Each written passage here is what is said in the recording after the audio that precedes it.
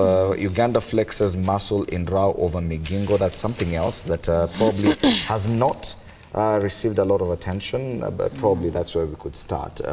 We've seen a lot of changes. This discussion over Migingo, it's a very small island, but it appears that there's no end in sight to the wrangling between Kenya and Uganda. Kenyan fishermen feeling that probably even the government is not doing enough to protect them on that island. Right now, I'm told, and according to the story reading on the dailies, is that the Ugandan government has actually deployed a lot more forces. They've brought down the Kenyan flag on that island. It's only the Ugandan flag that is flying. Kenyan fishermen have been forced to leave the island and go to other beaches elsewhere because they're not assured of their security. Yet, there's already an agreement between the Kenyan government and the Ugandan government to have joint policing of the island, where Kenyan forces are there as well as Ugandan forces. It's very unfortunate what's happening at Migingo. And the fact is, we don't even need Ugandan forces on Migingo, because Migingo is in Kenya. It is a Kenyan island. Past Migingo into Uganda, there is still a wide range of a distance before you actually reach the borderline where, in the waters. And so it is unfortunate that this is what Ugandans want to call good neighborhood. It's not right.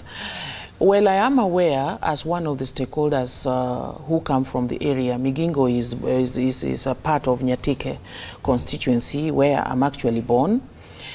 And from childhood, as I state, Migingo is Kenya. I know that. Well, the last time we had a chat, personally I had a chat with our CS Interior, Dr. Matiangi, and he assured us that he is doing all he can to get back the safety for our people in Migingo. I think one of the plans he told us he has was to bring the Navy to the lake and the boats and these people, and even pinch a camp for the Navy in Migingo and the environs. And I thought this move is overdue. He needs to move with speed and make a statement. These are the times when Kenyans feel provoked beyond what we can contain.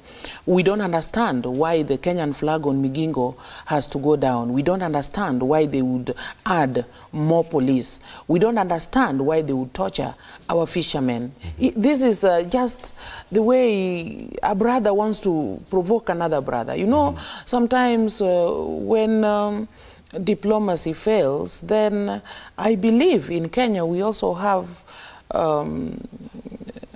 even a better amount of force to protect our people. It is the right of our government and the right of our citizens to be protected.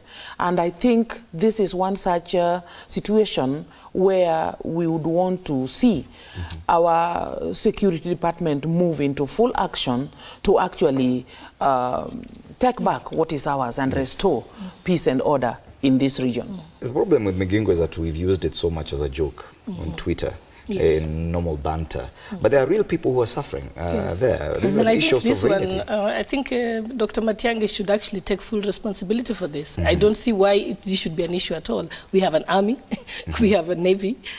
People can't just come and raid your country. Yes. You know, so are you saying that Migingo is, the people in, the Kenyans in Migingo are lesser beings? Because today, suppose the Uganda government came into Nairobi and, you know, brought their police and their forces, wouldn't he fight back? Wouldn't that be an act of war? So this is an act of war. Even just bringing down the Kenyan flag, that's an act of war. It's provocative enough. It's provocative enough. In fact, the Kenyan side has played, I don't know what game, over this issue of Migingo for such a long time. And you know, the issue is much of the resources that we have in that lake, the fish, tilapia, that is their breeding area. And this is why Uganda is holding onto it. Not really because it is part of theirs, but how do we let our people suffer? Like when we are talking about along that area. So Ugandan fishermen are having it easier than the Kenyan fishermen? They are having it not even easier, they have it all. Actually, the fish that you eat in Nairobi, much of it now come from Uganda and Tanzania. And our fishermen are being frustrated. And yet, Nyatike constituency and these people along the lake are the most poverty-stricken population in Kenya. So what are we talking about? I think I would like to state it once again. We want to see Dr. Matiang'i's men in action. These people deserve unequivocal protection and repulsion of the Ugandan forces. We have been so nice too long, and we can't continue like that anymore. It is frustrating, especially for us who are coming from that region. And you know, like we are saying, it is good that when one Kenyan rejoices like Kipchoge is rejoicing, we all rejoice. And when one Kenyan is crying, we should also cry with them. And so this kind of game where we seem to be bembelezaring the Ugandans so much, it makes us from the region only feel neglected and being subjected to unnecessary suffering which we don't deserve right in our country. Wow.